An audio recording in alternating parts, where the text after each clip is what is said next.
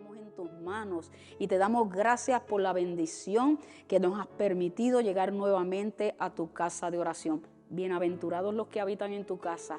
Sí, esa es la promesa, Señor, que tú das a aquellos que se gozan de llegar a tu casa para reunirse con la congregación de los santos, para alabar, glorificar tu nombre, Señor, y recibir de parte de ti todas las bendiciones que tú tienes preparadas cada vez que tu cuerpo, que tu iglesia se reúne, Dios de la gloria. Y estamos en tus manos, Espíritu Santo, que seas tú el que una vez más nos dirijas a través del estudio de la palabra, porque tú fuiste el que la escribiste, Espíritu Santo. Tú la inspiraste, Señor, a los hombres y fue escrita, inspirada por ti. Por tanto, tú eres el único que tienes el poder para enseñárnoslas y para revelárnoslas y para mostrarnos el propósito por el cual la escribiste y nos las traje en esta noche. Por tanto, estamos en tus manos, mi persona y mis hermanos, Dios de la gloria, que estamos deseosos, Señor, de salir de este lugar edificados nuevamente por tu palabra y, Señor, dispuestos, Señor, a darla a conocer a aquellos que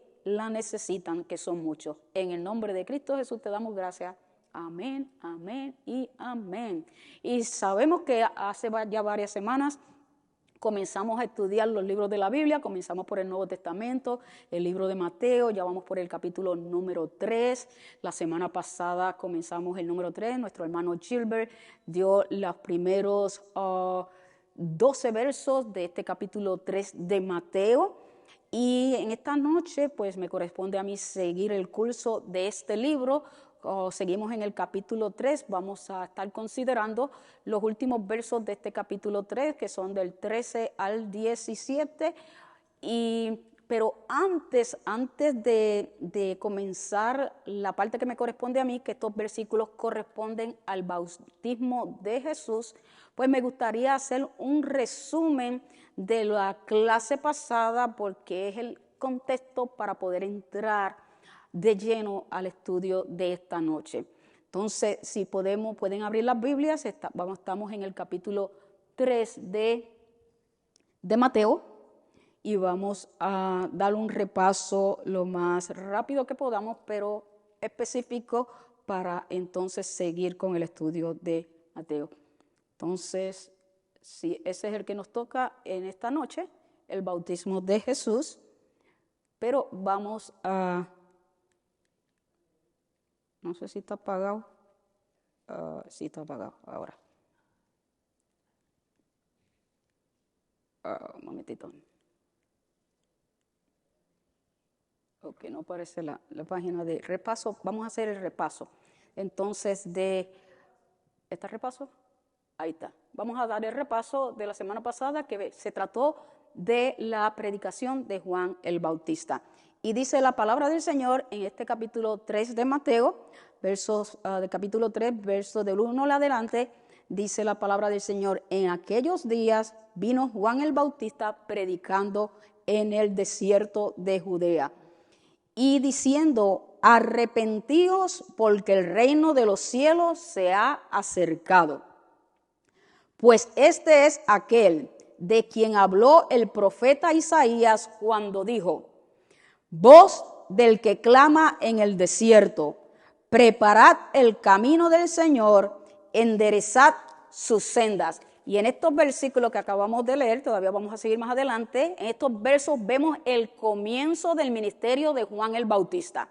Hermano, luego de 400 años de silencio profético, desde el profeta Malaquías, Dios no había levantado profeta en medio del pueblo de Israel.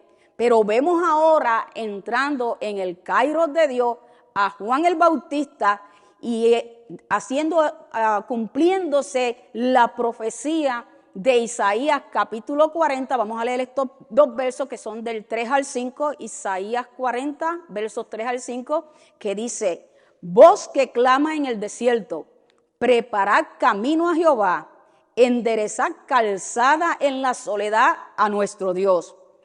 Todo valle sea alzado y bájese todo monte y collado, y lo torcido se enderece y lo áspero se allane. Y se manifestará la gloria de Jehová, y toda carne juntamente lo verá, porque la boca de Jehová ha hablado. Y ese acontecimiento se cumplió con Juan el Bautista en el comienzo de su ministerio, donde la gloria de Jehová se manifestó y todo el mundo la vio. ¿Y quién era y quién es la gloria de Jehová?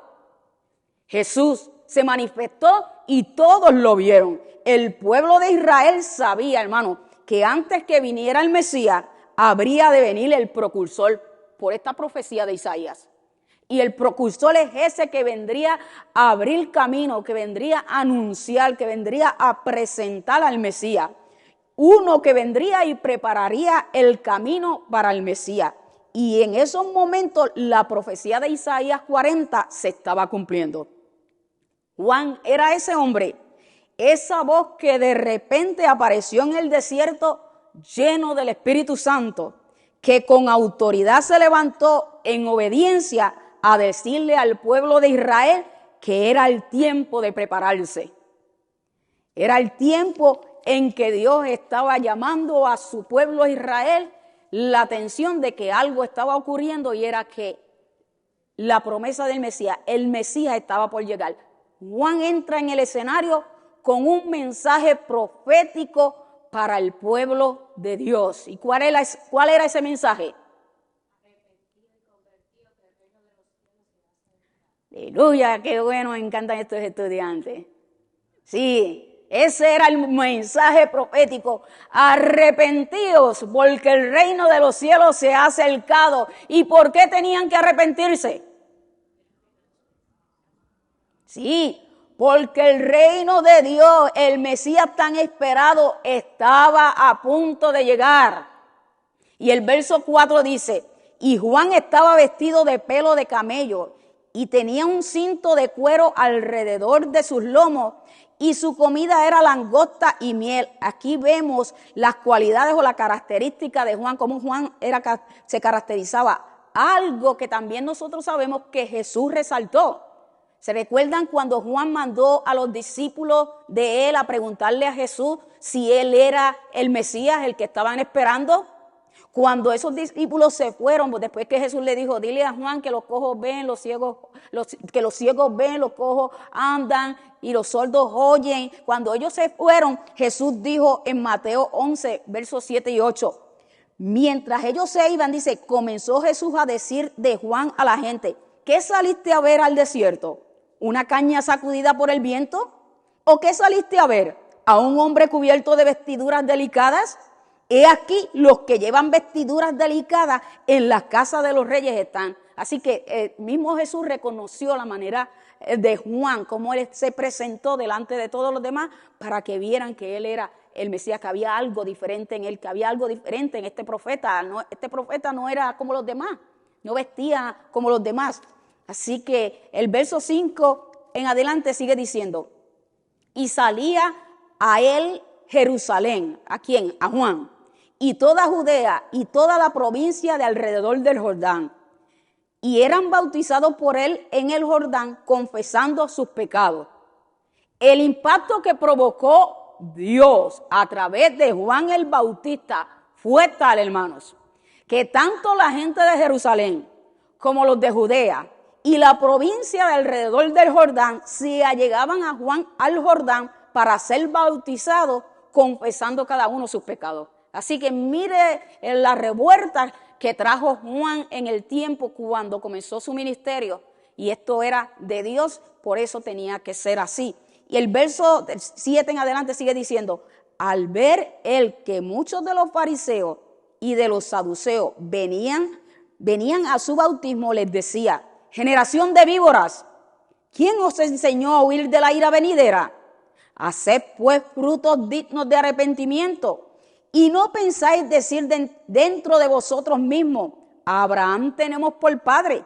Porque yo os digo que Dios puede levantar hijos a Abraham aún de estas piedras. Así que, hermanos, hasta los religiosos y los saduceos venían para ser bautizados por Juan.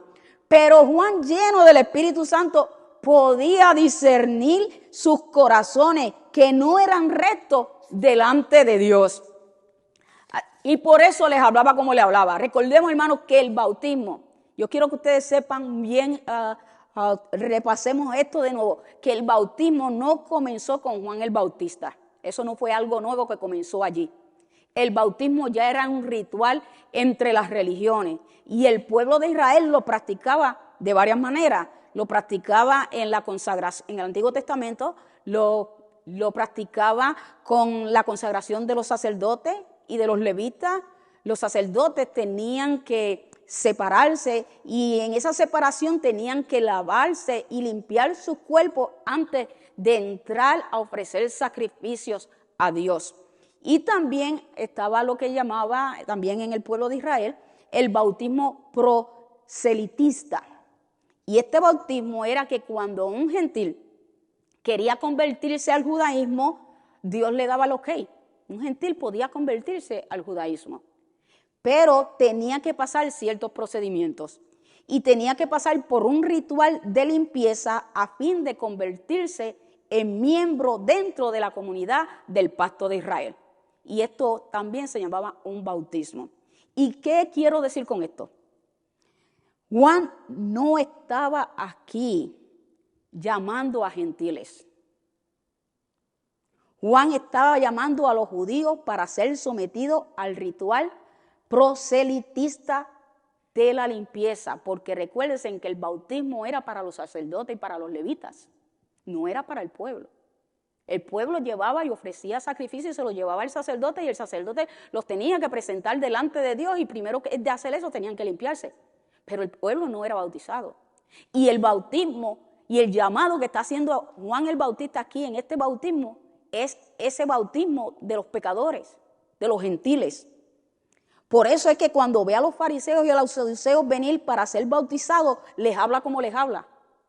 Ellos se hacían superiores a los demás porque al llamarse hijos de Abraham, creían que tenían el favor de Dios y que no necesitaban arrepentirse. Entonces, seguimos leyendo en el 10 porque recuérdense que estamos haciendo un resumen. Y está bueno, ¿verdad? Dice el 10, y ya también el hacha está puesta a la raíz de los árboles. Por tanto, todo árbol que no da buen fruto es cortado y echado en el fuego. Juan utiliza las metáforas del hacha y el árbol para describir la urgencia de los momentos que estaban viviendo y que estaban a punto de experimentar con la llegada del Mesías y la importancia del arrepentimiento de sus pecados. Dice, el hacha está puesta a la raíz de los árboles. Usa esa imagen del leñador que sale y va a cortar un árbol y empieza con la corteza exterior y hace mecha en la corteza y luego tiene que seguir atravesando cada vez más y más profundo en el árbol y llegar a la raíz del árbol antes de que el árbol se desplome. La imagen de Juan es esta. No es que el leñador esté en el cobertizo afilando su hacha y pensando en cortar el árbol, ni acabar de dar 1 o 2 golpes al árbol quitando la corteza exterior. No. El hacha ha llegado hasta el pinar, cortando toda la pulpa y la carne de la madera hasta el mismo centro y núcleo, de modo que con un solo golpe más, en un segundo más, el árbol se caerá. La verdad era que Israel estaba en un punto muy crítico y el problema era que el Mesías prometido estaba a punto de aparecer y ninguno de ellos estaba listo para recibirlo. Ninguno. Y lo podemos ver en la palabra y en toda la vida de Jesucristo, que ya nosotros la tenemos bien clara, de cómo eran esos tiempos en que Jesús llegó. Y el verso 11 sigue diciendo, yo a la verdad os bautizo en agua para arrepentimiento, pero el que viene tras mí, cuyo calzado yo no soy digno de llevar, es más poderoso que yo. Él os bautizará en Espíritu Santo y fuego. Juan estaba claro de su llamado y de su misión. Su bautismo era simbólico, era para testimonio de de que lo que hacían era necesario que lo hicieran de corazón, porque al final el que conoce si hay un verdadero arrepentimiento, ¿quién es? El Espíritu Santo, que conoce todo lo de Dios. Y reconoció ante ellos para dar testimonio a ellos mismos que tras él venía uno al cual él no era digno de llevar su calzado. Uno que era más poderoso que él. Y ese de quien él hablaba era el que verdaderamente bautizaría y bautiza con el Espíritu Santo. El Espíritu Santo. El que venía a convencer al hombre de pecado, de justicia y de juicio. Cuando el Espíritu Santo, hermano, es el que convence, ningún ser humano puede escapar. Ante él queda expuesto la realidad del pecado oculto en el corazón del hombre. Nosotros podemos engañar a todo el mundo, pero cuando el Espíritu Santo es el que convence, se cae, si fue el caballo, porque decimos que fue caballo, los Pablos se caen. Tienen que caer y postrados delante de su presencia, porque es el Espíritu Santo el que conoce al hombre y quiere salvarlo y lo convence de su necesidad de Dios. Es como si Juan le estuviera diciendo, yo los puedo sumergir en estas aguas y ustedes pueden confesar sus pecados. Pero cuando venga el Mesías, Él tiene un bautismo para ustedes completamente diferente. El bautismo que Él les trae, ese sí les traerá un verdadero arrepentimiento para salvación y vida eterna. Porque será Dios mismo el que los convencerá de su condición pecaminosa delante de Dios. Verso 12, ya terminamos con el resumen. Su aventador está en su mano y limpiará su era y recogerá su trigo en el granero y quemará la paja en fuego que nunca se apagará. Aquí tenemos el ejemplo de la separación entre el trigo y la paja, la cizaña. Y si usted estuvo aquí, si no estuvo aquí, hace varias semanas el Señor usó a nuestra hermana Tricia para traer una enseñanza sobre esto, cómo se separa el trigo de la cizaña. Fue una enseñanza hermosa, búsquela, porque si ustedes quieren saber más sobre lo que quiere decir este verso 12, ella lo explica muy bien sobre el trigo y la cizaña. Búsquenlo, no se lo voy a decir, le voy a dejar esa inquietud para que vayan a la web y busquen ese mensaje. Lo dio la hermana Tricia y creo que fue un domingo. Ese domingo yo estaba de vacaciones, pero lo escuché y fue hermoso, tremendo. Así que este es el repaso de la clase de la semana pasada. Entonces vamos a entrar ahora a los versos que me corresponden a mí, que son los versos del 13 al 17, el bautismo de Jesús. Ahí está. Gracias a muchachas que están allá detrás, que me están siguiendo. Dios es bueno. Vamos a leer estos versos, son 4 versos. Okay. Mateo capítulo 3, verso 13 al 17. Dice la palabra del Señor. Entonces Jesús vino de Galilea a Juan al Jordán para ser bautizado por él. Mas Juan se le oponía diciendo, yo necesito ser bautizado por ti, ¿y tú vienes a mí? Pero Jesús le respondió, deja ahora, porque así conviene que cumplamos toda justicia. Entonces le dejó. Verso 16. Y Jesús, después que fue bautizado, subió luego del agua, y he aquí los cielos fueron abiertos. Y vio al Espíritu de Dios que descendía como paloma y venía sobre él. Verso 17. Y hubo una voz de los cielos que decía, este es mi Hijo amado, en quien tengo complacencia.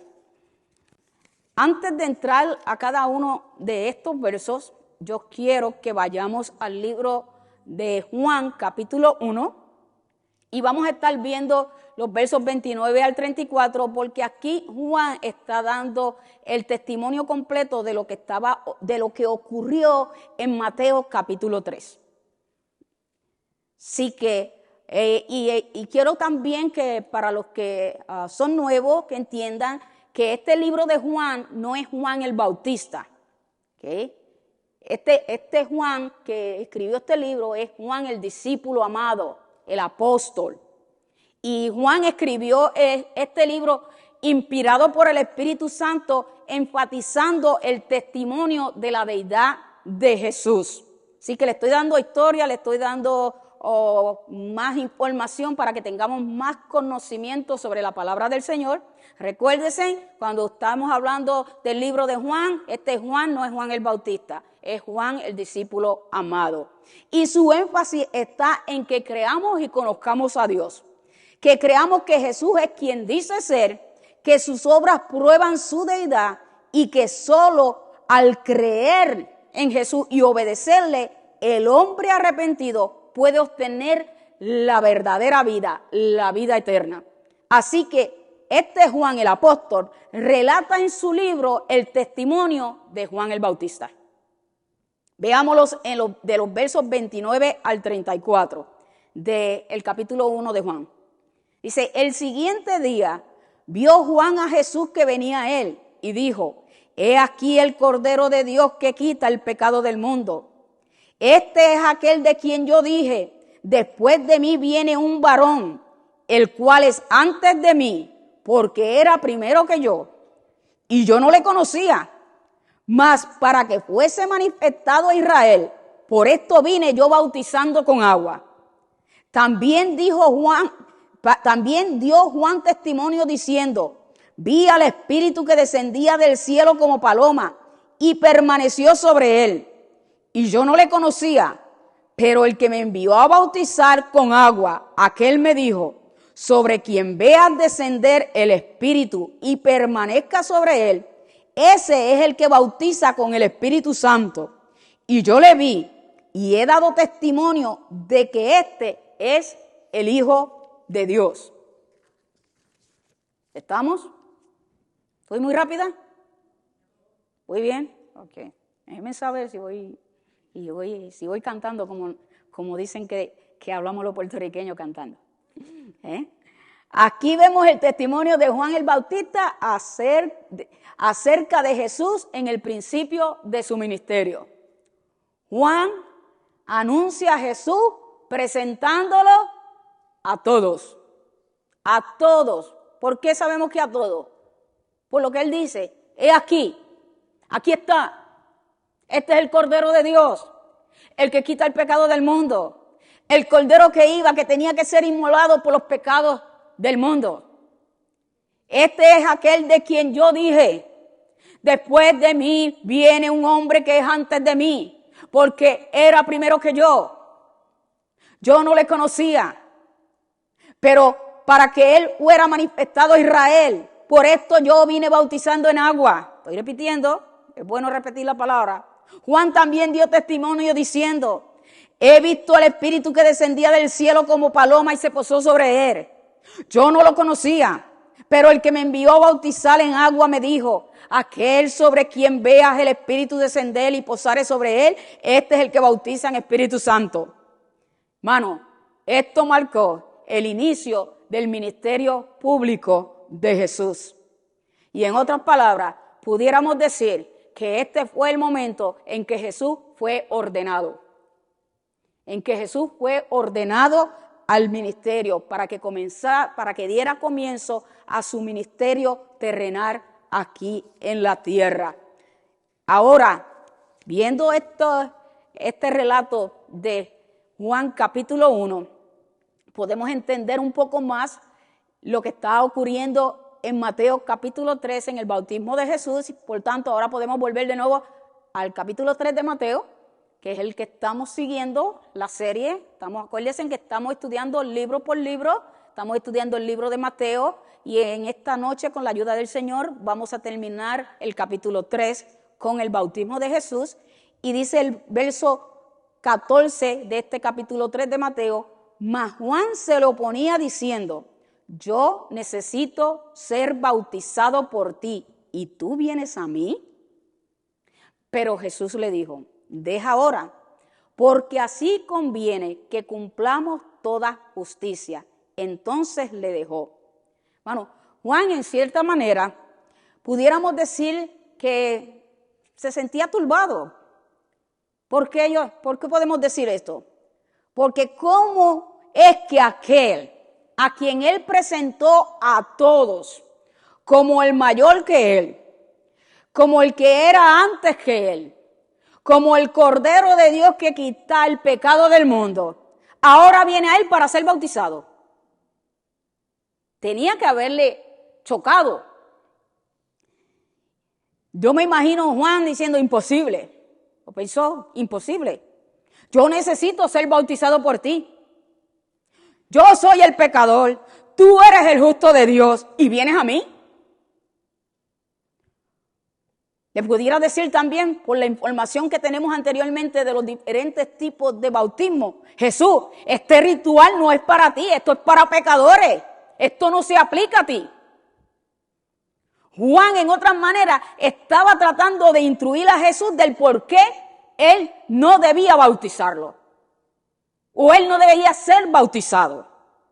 Pero en ese momento, hermano, Jesús no tenía tiempo para explicarle a Juan lo que estaba aconteciendo en ese momento, que él no podía entender, pero que en esos momentos no se podía sentar a explicarle, sino que, aunque Juan no entendía en esos momentos, llegaría el momento que iba a entender por qué era necesario que Jesús fuera bautizado.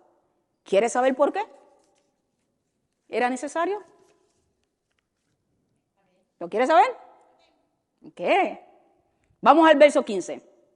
Dice: pero Jesús le respondió: deja ahora. Como quien dice: Juan, tranquilo, tranquilo. Ahora no te puedo explicar. Solamente haz lo que te digo, bautízame. ¿Por qué? Porque así conviene que cumplamos toda justicia. Y entonces dice, entonces lo dejó. Entonces, ok, vente, te voy a bautizar. Solo haz lo que te digo. ¿Okay? Es necesario, era conveniente que cumplamos toda justicia. Jesús estaba claro, hermanos, de su misión y de su propósito aquí en la tierra. El propósito principal de Jesús aquí en la tierra, hermano, y no se asuste lo que le voy a decir, no era sufrir y morir en la cruz del Calvario, aunque eso era parte del plan eterno de Dios. Eso era parte. No estoy diciendo que no era necesario o que no era el propósito. Que el propósito principal de Jesús aquí en la tierra era cumplir toda justicia, la justicia de Dios. Si hubiera habido crucifixión y muerte y Jesús no hubiera cumplido la justicia de Dios, entonces usted y yo no hubiéramos sido justificados. Porque Jesús cumplió la justicia de Dios. ¿Y qué era la justicia de Dios? Para el judío la justicia de Dios significaba el obedecer toda la ley. La jota y la tilde de la ley de Dios, que Jesús mismo dijo en Mateo 5, del 17 al 18, no penséis que he venido para abrogar la ley o los profetas. No he venido para abrogar, sino para cumplir. Porque de cierto os digo que hasta que pasen el cielo y la tierra, ni una jota ni una tilde pasará de la ley hasta que todo se haya cumplido. Jesús cumplió la justicia de Dios. El hombre estaba endeudado con Dios porque había roto la justicia de Dios, había roto la ley de Dios.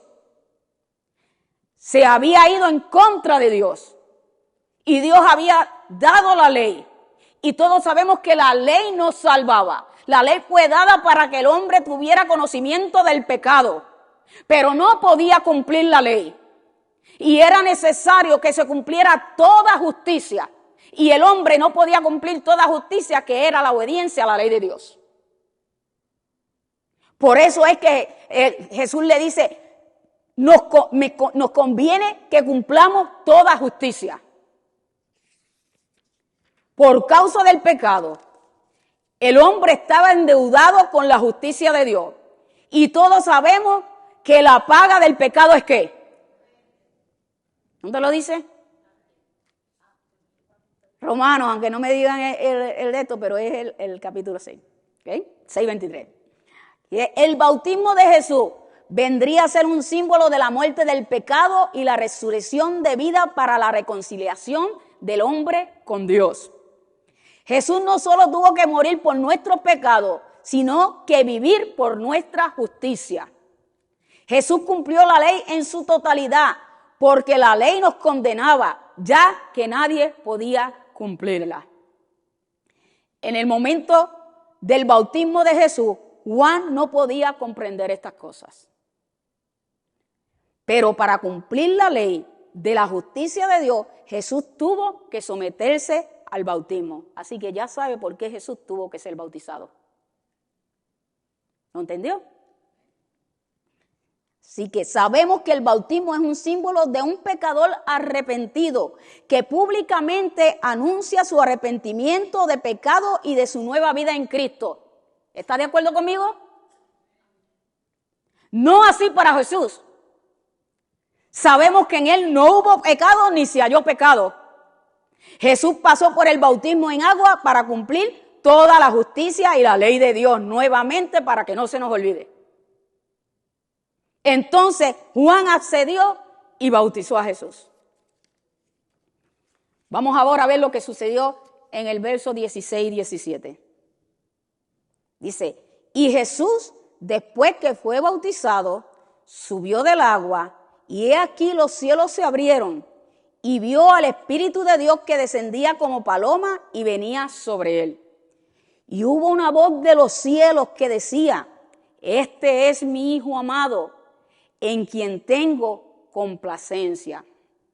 Vemos aquí, hermano, la aprobación del bautismo de Jesús directamente ¿desde dónde? Desde el cielo. Los cielos se abrieron y Juan vio al Espíritu de Dios que vino sobre ¿quién? Sobre Jesús. Juan lo vio. Y esa era ¿qué? La señal que Dios le había dado a Juan para que reconociera quién era el Mesías. Le dijo, y en aquel que tú veas que viene el Espíritu Santo, ese es el que bautiza en Espíritu Santo y fuego. Ese es el Mesías. Para que no hubiera ninguna confusión. Y sobre Jesús era ese él. El Espíritu Santo venía sobre Jesús 100% hombre, 100% Dios.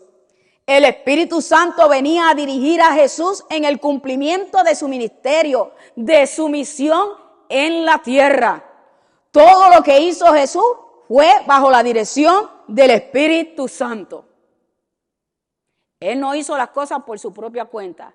Él siempre decía, yo cumplo la voluntad, he venido para cumplir la voluntad de mi Padre. Pero era el Espíritu Santo el que lo estaba dirigiendo en todo momento a cumplir la voluntad del Padre. De esa misma manera, el Espíritu Santo está en nosotros para llevarnos a cumplir la voluntad de Dios en nuestras vidas. Sin el Espíritu Santo no podemos hacer. Porque si Jesús, que era Dios, hecho carne, dependió completamente del Espíritu Santo, nosotros, usted y yo, la iglesia de Jesucristo, es el Espíritu Santo el que la gobierna, el que la dirige, el que la lleva, y solamente con él podemos cumplir el propósito de Dios aquí en la tierra. Sin el Espíritu Santo, por eso es que tenemos que tener una relación, pero así, con el Espíritu Santo para depender de él en todo momento, porque nosotros solos, como dice la palabra, sin él nada podemos hacer. Y es el Espíritu Santo el que ha prometido dirigirnos hacia toda verdad y hacia toda justicia.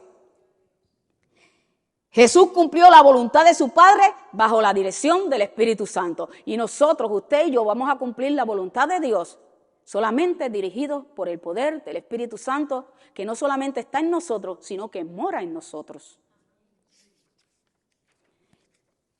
El ministerio de Jesús no comenzó cuando él era niño.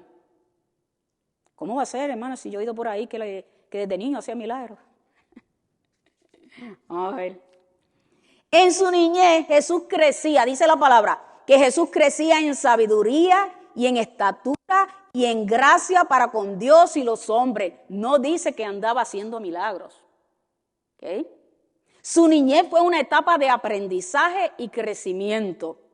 Él se desarrolló como todo ser humano. Él fue un hombre 100%. Así que se desarrolló como todo ser humano. Jesús jugaba con la tierra. ¿Eh? Su madre lo tenía que corregir, lo tenía que enseñar, lo tenía que guiar. Así que a Jesús cuando niño no andaba haciendo milagros como muchos dicen. Porque yo no sé si usted lo ha oído, pero yo lo he escuchado. Fue después de haber sido bautizado en las aguas por Juan el Bautista que comenzó su ministerio y el ejercicio de su ministerio después de haber sido llevado al desierto para ser tentado. Allí comienza el ministerio de Jesús aquí en la tierra por 3 años. El Padre selló el acto del bautismo en agua, derramando sobre Jesús su Hijo la presencia del Espíritu Santo. Y lo dejó bien claro, dicho desde los cielos para que nadie dijera cuando escuchó esa voz como que vino de aquí. Yo la escuché por allá. No, es que yo escuché esa voz como que fue por allá. No, yo creo que fue allá detrás. No, esa voz vino del cielo. Incomparable, inigualable, inconfundible. Fue la voz de Dios Padre desde el cielo diciendo, dando testimonio, ese es mi Hijo amado en el cual yo tengo complacencia. Ay, que el Señor dijera eso de nosotros. Esa es mi iglesia amada en la cual yo me regocijo. Y Él se regocija en nosotros. Le causamos muchas veces tristeza porque no lo podemos negar. Pero en medio de todo, Él se goza en medio de su pueblo. Porque somos su pueblo. Como nos decía Dani, somos la niña de sus ojos. ¿Y quién nos cuida sus ojos? El Señor cuida de su iglesia y se complace en nosotros. Porque somos el producto del sacrificio, de la aflicción de su Hijo. Él no te mira a ti y a mí como somos nosotros en lo natural, porque si así fuera, no se compadeciera de nosotros, porque en nosotros el pecado sigue asediando y lo seguimos practicando. Cuando Él nos mira, Él mira a Cristo en nosotros. Por eso es que podemos tener esperanza. Por eso es que tenemos esperanza en Él. Porque Él no nos mira ni nos da conforme a lo que nosotros nosotros merecemos, sino que Él nos mira con compasión. Porque Jesús le dijo, recuérdate, yo pagué por ellos. Esa sangre sigue gritando desde el Calvario. ¿Qué? Consumado es. El pecado fue quitado, el pecado fue perdonado. Ahora entre Dios y el hombre, no hay divisiones. Ahora el hombre tiene paz para con Dios en Cristo Jesús.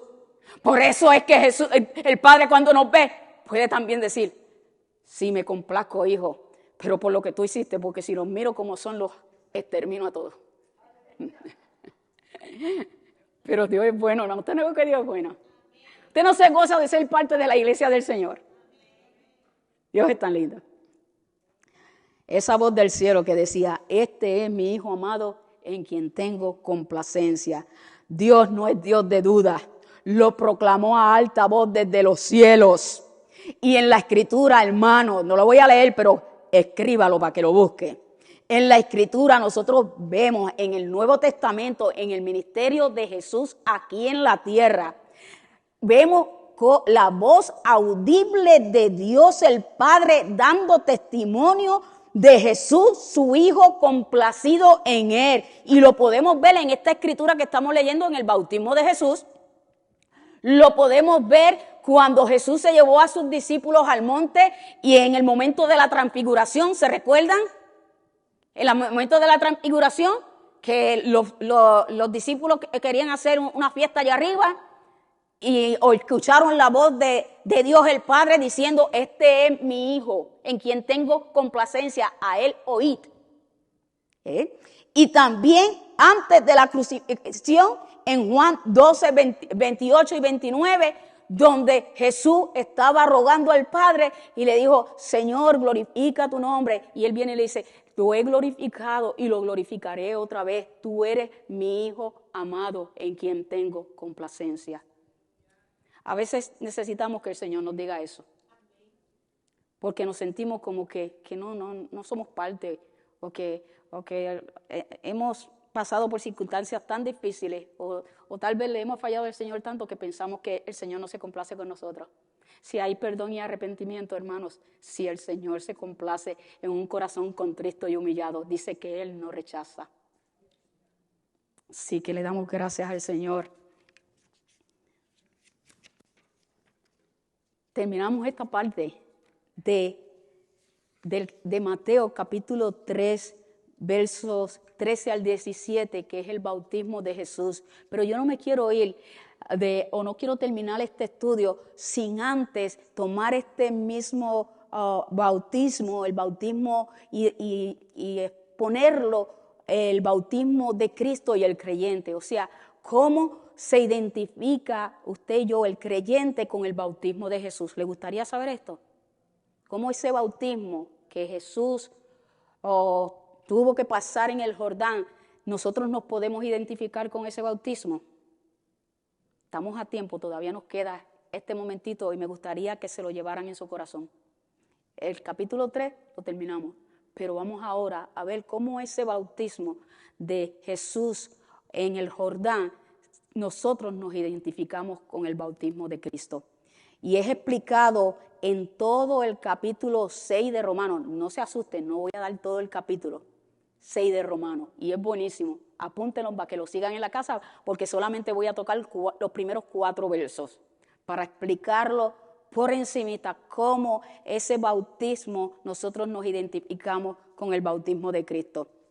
Así que antes de continuar, quiero también enfatizar si hay personas nuevas que están conociendo del Señor ahora, que el bautismo para nosotros los cristianos es una ilustración de la muerte, sepultura y resurrección de Jesucristo.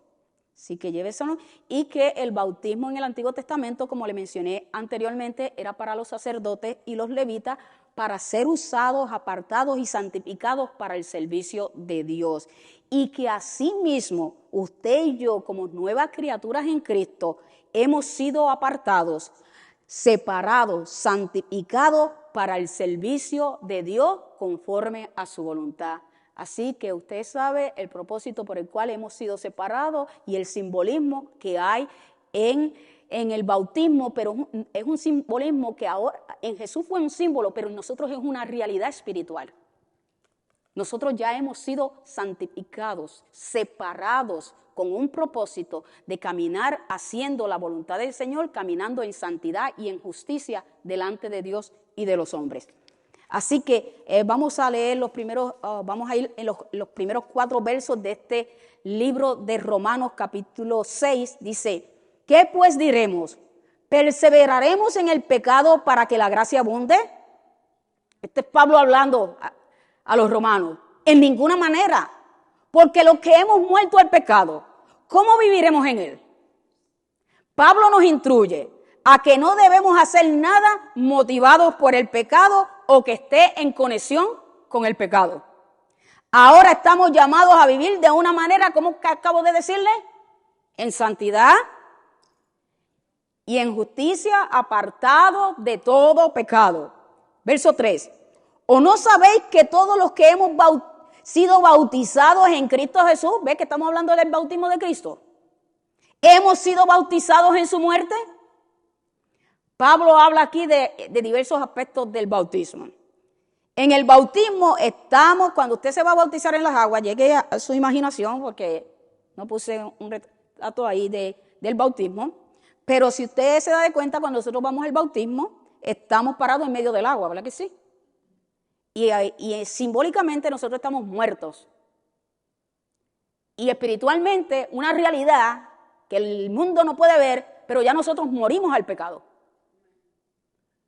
Porque estamos sepultados juntamente con Cristo. Hemos muerto al pecado juntamente con Cristo. Hemos sido bautizados en Cristo y hemos sido bautizados, y lo dice específicamente, en su muerte. Así que en el bautismo estamos parados en medio del agua, estamos muertos. O sea, que hemos muerto al pecado. ¿Y qué se hace con un muerto? ¿Cómo? Dígalo más duro. Se entierra, ¿verdad? Porque a los 3 días, ¿qué? Así que, sí, se entierra. Y en el caso del bautismo, nos sumergimos en el agua. Pablo nos dice que hemos sido bautizados en su muerte. Y sabemos que la muerte está relacionada con el pecado, según dice Romanos 6:23, porque la paga del pecado es muerte, pero la dádiva de Dios es vida eterna en Cristo Jesús. Pero el bautismo y la muerte de Jesús no tuvo nada que ver con el pecado en él. Porque lo dice Primera de Pedro 2:22, el cual no hizo pecado, ni se halló pecado en su boca. Entonces usted se preguntará, ¿y por qué Jesús tuvo que morir? Si la paga del pecado es muerte y en él no hubo pecado. Jesús fue a las aguas del bautismo para cumplir la ley y ¿qué más? Acuérdense que esa es la parte más importante, que tratamos en el bautismo de Jesús, el propósito por cual él le dijo a Juan, no, es necesario que me bautices, porque es necesario que cumplamos toda justicia. Así que Jesús fue a las aguas del bautismo para cumplir la ley y ¿qué? Y la justicia de Dios. Díganlo con fuerza para que sepan que están seguros de lo que dicen, de lo que creen. No solamente lo que dicen, que lo que creemos. Amén. Angelita. Que Él nos representó en todo. Jesús nos representó en todo. ¿Por qué? Porque Él fue el sustituto por nosotros. Él tomó el lugar que nos pertenecía a nosotros. Fue a las aguas del bautismo, pero sin pecado, en representación de usted y de mí, de todos los pecadores que vengan al arrepentimiento y lleguen a las arcas de salvación. Él nos representó en ese bautismo.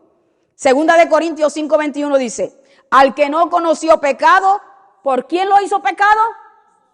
Por nosotros. ¿Para que fuésemos qué? ¿Yo? ¿La justicia de nuevo? Para que nosotros fuésemos hechos justicia de Dios en Él, porque la justicia de Dios tenía que ser cumplida. Jesús llevó en Él la ira de Dios, nuestros pecados. Él pagó el justo por los injustos. Para que nosotros hoy podamos ser justos delante de su presencia. Por Cristo es que somos justos. No nos vayamos a creer que es por obras de justicia. Es por la justicia de Cristo. Porque Él fue el sustituto. Él tomó el lugar que nos pertenecía a nosotros. Él tomó todos sus pecados, los cargó en Él. Dice que Dios, el Padre, lo hizo pecado por usted y por mí, para que hoy usted y yo podamos gozar de la vida eterna por la cual fuimos creados. Así que nosotros, habiendo sido bautizados por la fe en Jesús, también morimos, porque en Jesús hemos sido bautizados en su muerte. Y esto solo, y no solo esto, mire lo que dice el verso 4. Porque somos sepultados juntamente con Él para la muerte, para muerte por el bautismo, a fin de que como Cristo resucitó de los muertos por la gloria del Padre, así también nosotros andemos en nueva vida, en novedad de vida, dicen otras versiones. Así que, habiendo sido sepultados juntamente con Cristo, el bautismo de Cristo también nos conecta con la resurrección. El aspecto más glorioso del bautismo es la resurrección. Porque no es que Cristo hubiera muerto, porque Cristo si hubiera muerto y se hubiera quedado muerto, nada hubiera pasado. Es que resucitó. Él entregó su vida y Él la volvió a tomar. Qué lindo es el Señor. Al salir Jesús del agua, los cielos se abrieron. El Espíritu Santo descendió sobre Jesús y el Padre dijo a gran voz, ¿qué dijo nuevamente? ¿Qué dijo allí? Este es mi Hijo amado, en Él tengo complacencia. La salida de las aguas del bautismo está representando la resurrección de Cristo al tercer día de la tumba. La victoria total sobre el pecado y la muerte. ¡Aleluya! Total, hermano, no lo dude. Sus pecados y mis pecados ya fueron perdonados. Jesús venció la muerte. Jesús venció el pecado. Para que usted y yo hoy podamos, ¿qué? Tener vida. ¿Y vida cómo? Abundancia. Y hoy usted y yo, cuando vamos a las aguas del bautismo, estamos siendo partícipes de la gloria de Cristo. porque porque representa la nueva vida que hemos recibido de Cristo. Estamos anunciando al mundo que ahora en Cristo Jesús, nuestra pasada manera de vivir, ¿qué pasó? Se quedó atrás. Ahora en Cristo, todas las cosas son ¿qué? Son hechas nuevas. Ya, el pasado quedó atrás, el pecado quedó atrás. Ahora en Cristo Jesús todas las cosas son nuevas, nuestra vida es nueva. Tenemos nueva vida en Cristo Jesús, una vida que no perece, una vida eterna. Aleluya, gócese en el Señor.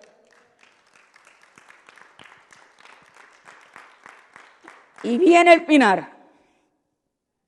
Y si esto es así, entonces, miren cómo termina Pablo este verso 4.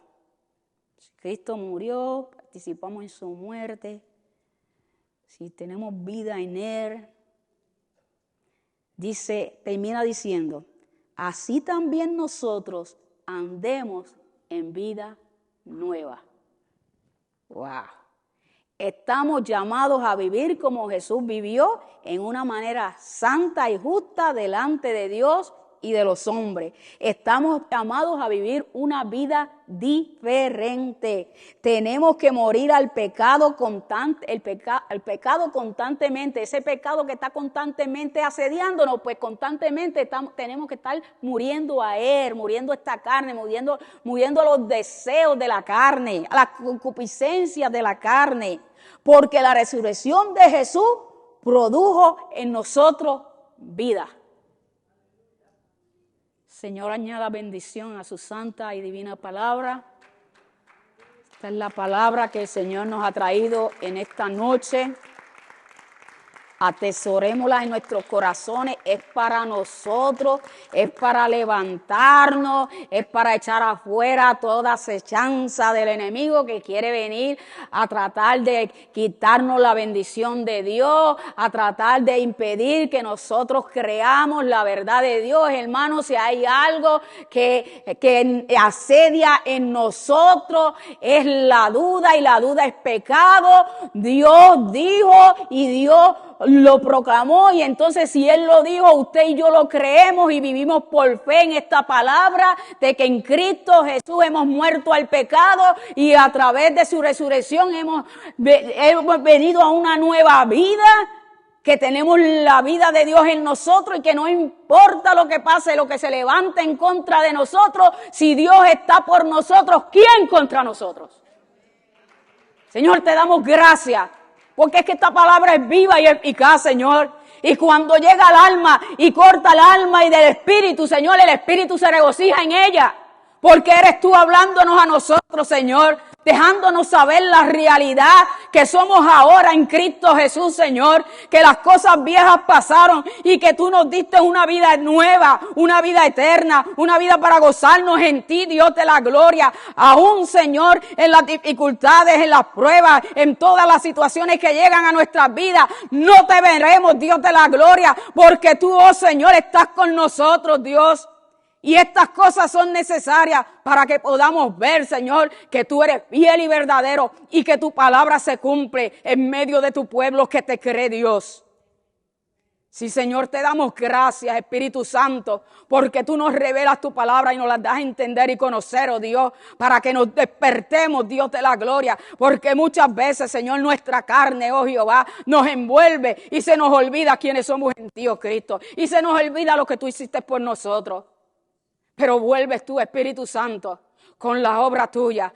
Él le recordará todas las cosas. Gracias, Espíritu Santo, porque tú nos recuerdas toda la gloria de Cristo, o en el Calvario, en la resurrección, y nos haces entender y ver nuevamente que somos tu pueblo, la niña de tus ojos, el pueblo que tú separaste, oh Señor, para gloria de tu nombre, el pueblo que tú justificaste, justificado, oh, por la fe. Tenemos paz para con Dios por medio de Cristo Jesús. Es por la fe en Cristo Jesús. Esto no es por obra, esto no es por nuestra fuerza, es por la fe en Cristo Jesús que tenemos la victoria garantizada todos los días de nuestra vida en esta tierra.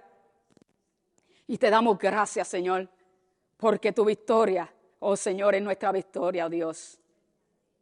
Que podamos levantarnos firmemente y no olvidarnos de la palabra que tú nos has dado en el pasado y en el presente, porque tú eres el mismo ayer, hoy, por todos los siglos. Tú no te olvidas de la palabra que nos diste ayer, ni de la que nos estás dando hoy, Señor. Que tu Espíritu Santo nos recuerde que ya tú diste palabras sobre esta casa, sobre nosotros, para que cuando venga la duda de esta carne, la reprendamos, te digamos, Señor, reprende esa duda, porque yo he creído lo que tú has dicho de nosotros, tu pueblo. Por tanto, nos levantamos con el poder de tu Espíritu Santo, porque sin él no podemos, para creerte, Señor, y hacer lo que tú nos has mandado hacer, para que podamos ver esas promesas que tú nos has dado, Señor, en este tiempo, en el tiempo que tú nos has dado ahora aquí en la tierra, Señor. Queremos ver, Señor, esa vida, poder vivir esa vida abundante que tú nos has dado en Cristo Jesús, porque hemos creído tu palabra, hemos creído quién tú eres, hemos creído que lo que salió de tu boca, Señor, se cumplirá, Dios de la gloria. Y nosotros creemos, Señor, que se cumplirá en cada una de nuestras vidas individuales, como familia y como familia de tu pueblo, como esta congregación que tú has plantado aquí, Señor, para abrir los ojos a los ciegos, los oídos a los sordos y que puedan venir, Señor, a la salvación que solo es posible a través de Cristo Jesús, y nosotros somos los portadores de esa gracia. Que no se nos olvide, oh Dios, para que seamos, Señor, ese pueblo, oh Dios, entendido, que da a conocer las virtudes de aquel que los llamó de las tinieblas a la luz. Gracias, Señor, por Cristo. Gracias, oh Padre, porque enviaste a Cristo. Gracias, Espíritu Santo, porque cuando Cristo rogó al Padre para que el Padre te enviara, el Padre te envió. Y hoy, oh Señor, si estamos de pie, es por ti, Espíritu Santo. Sigue guiándonos y ayudándonos, Señor, para que se pueda cumplir el propósito eterno por el cual, oh Señor, tú enviaste a Cristo en la tierra, Señor. Amén, amén y amén.